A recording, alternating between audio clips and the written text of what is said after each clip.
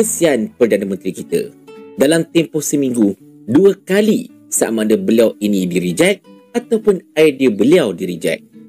Memang memalukan sungguh. Banyak media-media India pada 4 hari lepas telah menyelar Perdana Menteri mengatakan bahawa beliau tidak layak untuk menjadi negotiator ataupun untuk menjadi pendamai. Sebab apa? Sebab kata media India, Perdana Menteri kita ini tidak neutral. Dia bias kepada Pakistan. Jadi dia tidak boleh dan tidak layak sebenarnya untuk bercakap berkenaan dengan perdamaian ataupun untuk menjadi orang tengah.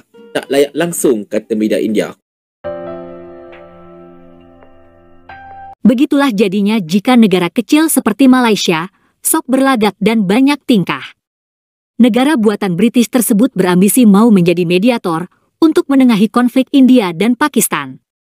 Tapi Malaysia malah dipermalukan, dilecehkan, dan usulannya ditolak mentah-mentah oleh India. Itu karena Malaysia dianggap tidak netral dan lebih dekat dengan Pakistan. Ambisi Malaysia yang lain, yang juga kandas adalah usulannya untuk berunding dengan Amerika Serikat dengan mengatasnamakan ASEAN. Hal itu berkaitan dengan kebijakan tarif yang dicanangkan Presiden Donald Trump. Tapi sekali lagi, Malaysia juga dipermalukan. Usulan Malaysia pun ditolak mentah-mentah oleh Amerika Serikat.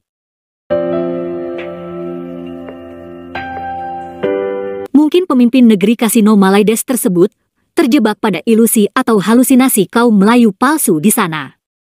Kaum Melayu palsu Maldives memang suka berhayal bahwa negara Malaysia yang buatan British tersebut adalah negara yang hebat betul. Kaum Melayu Maldives juga merasa sebagai kaum yang besar dan paling hebat di alam semesta. Jangan heran bila pemimpin mereka pun pernah mengusulkan agar bahasa Melayu Malaysia diangkat jadi bahasa ASEAN. Bayangkan betapa naifnya pemikiran mereka.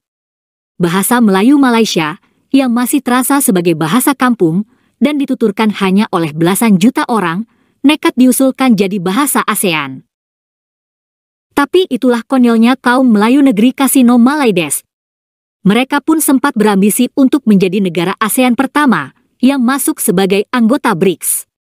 Namun impian tersebut juga kandas. Justru Indonesia yang terlebih dulu masuk BRICS.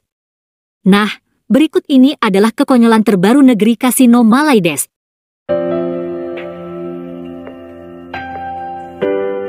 Kesian Perdana Menteri kita. Dalam tempoh seminggu, 2 kali sama ada beliau ini di-reject ataupun idea beliau di-reject. Memang memalukan sungguh. Banyak tuan-tuan dan puan-puan. Seperti mana kita tahu, tuan-tuan dan puan-puan sekalian, dalam tempoh sejak semenjak ini, terdapat 2 isu geopolitik yang besar yang sedang melanda dunia. Yang pertamanya sudah tentulah berkenaan dengan perang tarif antara Amerika Syarikat dengan juga China, di mana perang tarif itu juga telah melarat ke kita, di mana Amerika Syarikat turut mengenakan tarif yang lebih tinggi ke atas negara kita dan juga negara-negara rantau Asia Tenggara yang lain kecuali Singapura. Dan kemudian satu lagi isu yang besar, tuan-tuan dan puan-puan, ialah isu perperangan antara India dan juga Pakistan. Dan seperti biasalah tuan-tuan dan puan-puan, dan sudah tentulah Perdana Menteri kita, Datuk Seri Anwar Ibrahim, cuba untuk meletakkan dia punya authority, stamp his authority berkenaan dengan isu-isu antarabangsa ini. Kebetulan pula, beliau ini memang dikenali sebagai antara pemimpin dunia yang dikatakan berpengaruh, dan juga dalam masa yang sama, beliau memegang kepengurusan ASEAN pada ketika ini. Jadi, kedua-dua isu ini merupakan peluang untuk beliau untuk memantapkan lagi status beliau sebagai seorang pemimpin yang berpengaruh di peringkat antarabangsa. Ataupun sekurang-kurangnya itulah perkara yang boleh kita fikirkan secara asasnya. Sebab kalau kita perhatikan, 2 kali Perdana Menteri cuba untuk stamp authority beliau. Yang pertamanya, Perdana Menteri cuba untuk menggerakkan negara-negara Asia Tenggara ini, negara-negara ASEAN, untuk berbincang dengan Amerika Syarikat berkenaan dengan tarif yang dikenakan oleh negara Uncle Sam itu terhadap rantau Asia Tenggara secara en bloc. Bermaksud Perdana Menteri selaku pengurus ASEAN cuba untuk mengajak semua negara ASEAN lah, tak kira Singapura, Indonesia, Thailand, Vietnam, Kemboja sebagainya, termasuk negara kita, untuk berbincang dengan Amerika Syarikat berkenaan tarif secara en bloc. Dan yang kedua, Perdana Menteri ada mengeluarkan satu komentar berkenaan dengan isu India dan juga Pakistan, di mana Perdana Menteri telah melahirkan perasaan kurang senang berhubung dengan perang tersebut dan mendoakan agar semuanya pulih seperti mana sedia kala, dan telah menyebut betapa beliau dan juga negara kita Malaysia sudi untuk membantu atas apa jua kapasiti untuk mendamaikan kedua-dua pihak yang bertelagah itu. At least itulah yang telah dituliskan dekat Facebook beliau. Tetapi tuan-tuan dan puan-puan sekalian, walaupun niat Perdana Menteri kita ini baik, insya-Allah, nampak gayanya pihak di sebelah sana tak puas hati dan tidak mahu untuk mendengar, bahkan untuk mengiktiraf apa yang Perdana Menteri buat. Yang pertamanya, media-media India pada 4 hari lepas telah menyelar Perdana Menteri mengatakan bahawa beliau tidak layak untuk menjadi negotiator ataupun untuk menjadi pendamai. Sebab apa? Sebab kata media India, Perdana Menteri kita ini tidak neutral. Dia bias kepada Pakistan. Jadi dia tidak boleh dan tidak layak sebenarnya untuk bercakap berkenaan dengan perdamaian ataupun untuk menjadi orang tengah. Tak layak langsung, kata media India. Luar biasa betul. Itulah, adakah media-media India ini terlupa betapa dalam tahun ini je pun Perdana Menteri kita siap berpegangan tangan lagi dengan Modi, iaitu Perdana Menteri India. Lupa ke benda tu masalahnya kan? Kalau dah sampai berpegangan tangan macam tu sekali, sudah tentulah Datuk Seri Anwar Ibrahim ini mempunyai hubungan yang baik dengan Modi. Jadi sudah tentulah beliau ini layak untuk menjadi negotiator. Kenapa media India siap kata tak layak langsung? Bukan nak kata diminta maaf, terima kasih, tetapi tak perlu masuk campur itu hal kami. Kalau cakap macam tu kita faham lah. Tetapi siap kata langsung kamu ni tak layak. Luar biasa betul. Memang tak ingat dunia dikutuk Perdana Menteri kita, tuan-tuan dan puan sekalian. Dan yang kedua berkenaan dengan percubaan untuk berbincang dengan USA secara en blok ASEAN. Seperti mana dipelopori Perdana Menteri, tengok-tengok USA reject habis-habisan, tuan-tuan dan sekalian.